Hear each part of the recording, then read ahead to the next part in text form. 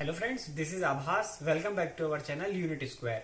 In data structures and algorithm, sorting is very important technique. Although we have many sorting techniques available, but people have confusion which sorting technique we should use in which condition. So today we will have a clear idea about one of the sorting technique, that is quick sort. So before understanding the difference between these sorting technique, first we should understand how this sorting technique works. So let's try to learn quick sort. Here I want to add one more point. Please watch the complete video, otherwise you may have lot of confusions. Before starting quick sort, first we should know what is sorting.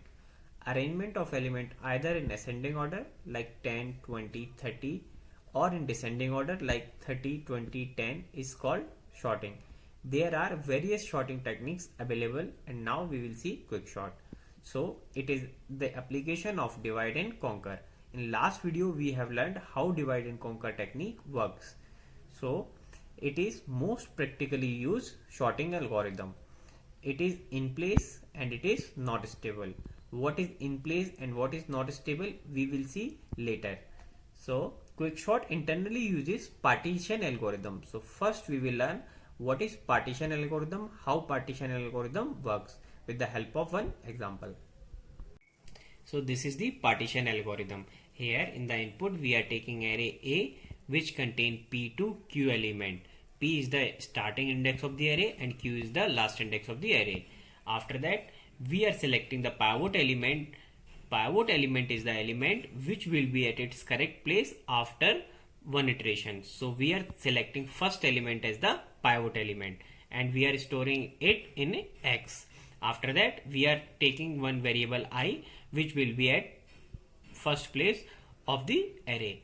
After that we are starting the for loop and we are placing j to p plus 1. So j will be at second place of the array.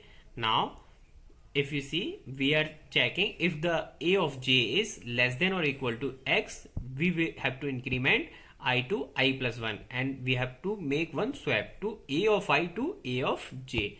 If this condition is not satisfied, then we have to increment j. After that, after this for loop ends, we have to swap a of p to a of I and in the end we will return the index I. The logic behind the partition algorithm is to bring all the smaller element than pivot element at the left side of the pivot element and all the greater element at the right side of the pivot element. If we are able to do this, then the pivot element will be at its correct place. That is why we call it as partition algorithm. I know this algorithm looks bit complex, but if we take one example, then your all doubts will be clear. So now let's quickly move to an example. Here in the input array we have 60, 80, 75, 77, 1, 25, 99 and 17. So in the first step we are selecting first element as the pivot element. So X will contain 60 because 60 is the first element. After that we are taking one variable I. So I will be at first place. After that we are starting for loop with the j. So j will be at second place. Now if you see, we are comparing a of j to pivot element. So a of j is 80. So we are comparing a of j to pivot element. Pivot element is 60. So this condition is false. After that we are incrementing j to j plus plus. So j will be here.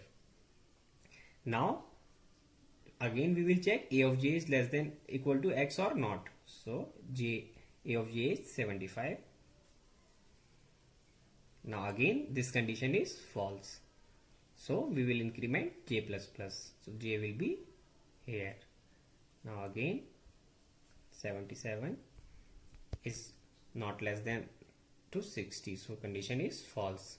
So we will increment j. Now 1 is less than equal to 60. In this case condition is true. So we will increment I to I plus 1. So I we will increment. Now we will make a swap a of I to a of j. So a of I is 80 and a of j is 1. So 1 will come here and 80 will come here. After that we will again increment j. So j will be here. Now again we will check that 25 is less than equal to 60 or not. Now again condition is true. So we will increment I. So I is here and we will make a swap. Now we will make a swap to a of I to a of j. So a of I is 75 and a of j is 25. So 25 will come here and 75 will come here. After that again j plus plus. So j will be here. Now 99 is less than equal to 60. Condition is false. So we will make j plus plus. Now again we will check the condition. So 17 is less than equal to 60. Condition is true. So we will increment I. Now we will make a swap a of I to a of j. So a of I is 77 and a of j is 17. So here 17 will come and here 77. After that we will come out to the for loop. Now again we have to make a swap a of p to a of I. A of p is 60 and a of I is 17. So 17 will come here and 60 will come here. Now if I rewrite the array, then array will look like this: 17, 1, 25, 60, 80, 75, 99 and 77. So if you have observed, then you will find that all the elements which are lesser than 60 are at on left side and the greater element on right hand side. So 60 is at its correct place.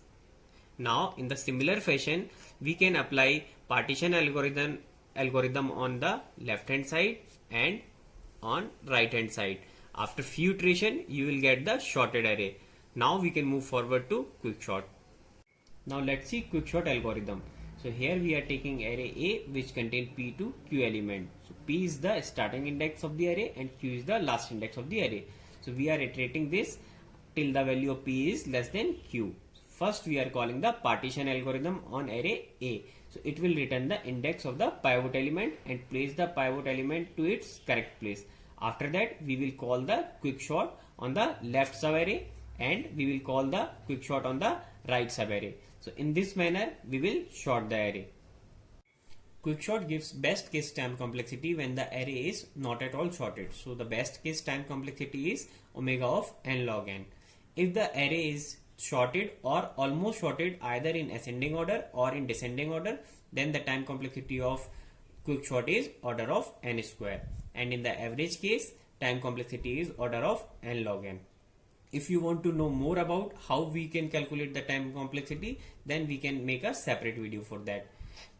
In the initial phase I have used two terms, that in place and stable. So first we will see what is in place. In place means if we are performing all the operation in the given array, then it is in place. So quicksort is in place because we are performing all the operation in the given array only. Quicksort is not stable.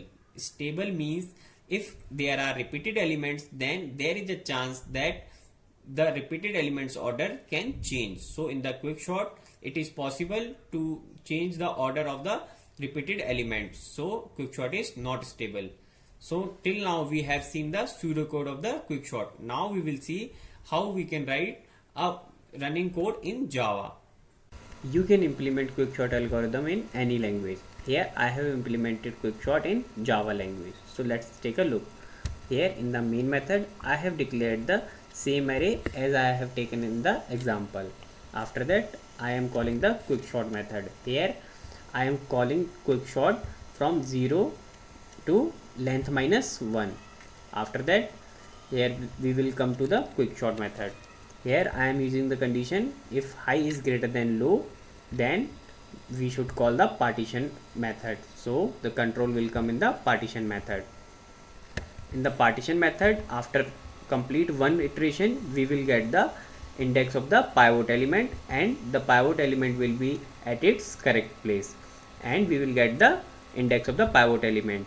and based on the index of the pivot element, we will call the quicksort method on the left subarray and quicksort method on the right subarray, and we will return the array. So now I am running this program.